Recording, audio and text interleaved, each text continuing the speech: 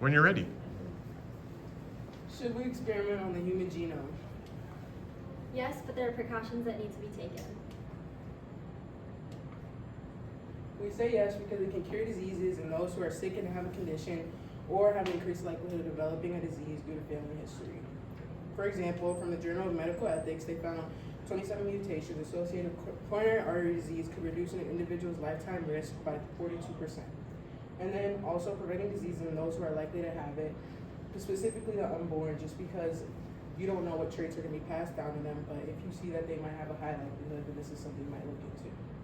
Next, through enhancing genetically modified organisms, farmers can harvest more valuable crops. There would be more of an abundance of food that could be sold for a cheaper price with the use of GMOs. There are 4 lenses we're going to be looking at this through. The first one is ethical. The first point is making sure that you are administering this in a safe way to the child or the recipient or whoever's receiving this technology.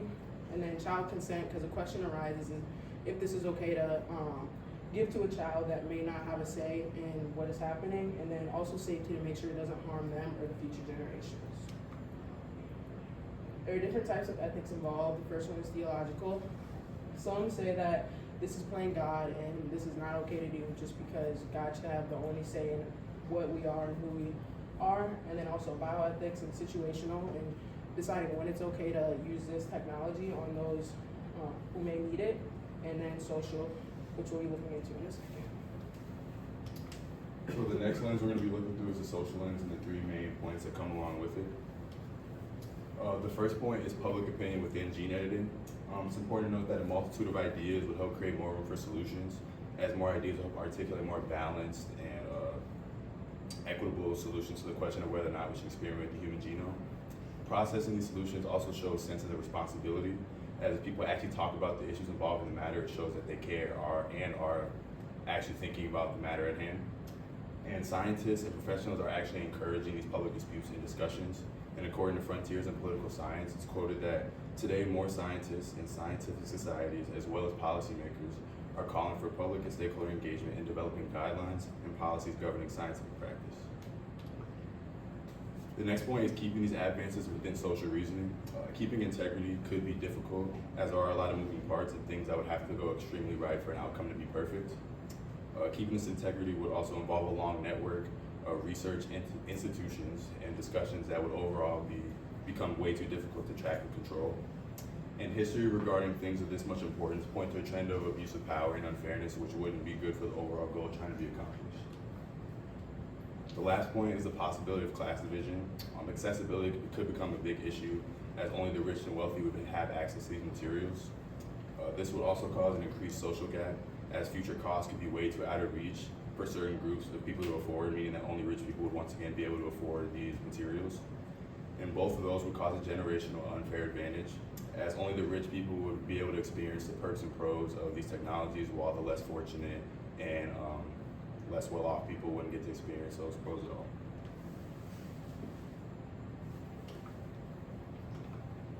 From the economic lens, there are 3 main ideas that we need to look at when considering editing the human genome: economic unrest, saving money, and the production cost. In our society today, there are different economic classes. With the expensive technology used to edit the human genome, only people with a lot of money would be able to afford this procedure.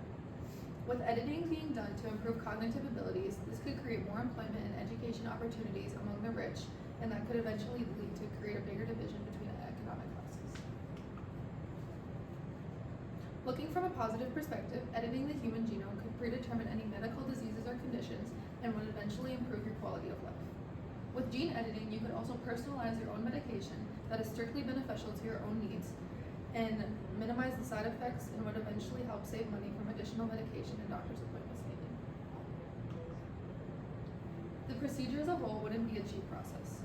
With all the new technology and equipment needed, the process would cost a lot of money. On top of the physical procedure, follow-up appointments that would also be an additional cost would be needed to make sure everything is running smoothly and you are still in safe conditions. Now, looking into the futuristic lens, there are 3 main components that impact why we should experiment on the human genome. They are the effects on the medical field, human enhancements, and agriculture. By editing the human genome, it opens up the possibilities of eliminating and preventing diseases like cystic fibrosis, sickle cell anemia, and Huntington's disease. This allows future generations to live without the obstacles that come along with these conditions. With the use of CRISPR, it can help with the enhancements of human abilities. These technologies can allow athletes to improve their physical capabilities in a similar way that some athletes may use illegal drugs. Traits can be selected for athletes, but they can also be selected for future generations of children. Parents can choose from a menu of preferred traits, which goes against the whole purpose of why CRISPR was originally created. If it's being used to design a baby or if it's being used to enhance an athletic ability, it's not being used for the right purposes. This is why it's important to be cautious of the use because the results are truly unknown. Through the use of genetically modified organisms, agriculture will improve. With these editing technologies, there could be an increased food supply along with a longer shelf life. GMOs can also produce a more affordable food supply because GMOs are oftentimes there's a less of a cost than the standard crops. GMOs can also help reduce agricultural greenhouse gas emissions. However, the use of GMOs should be carefully watched because it can cause a lack of biodiversity, which can have a poor impact on the economy.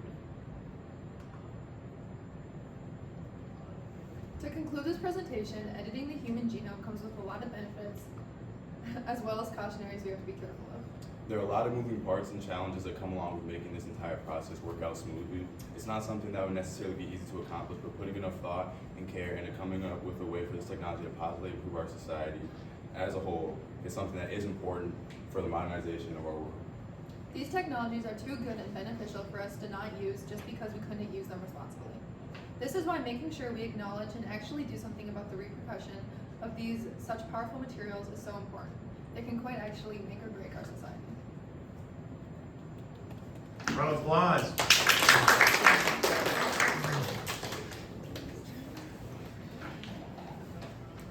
All right, a couple of questions.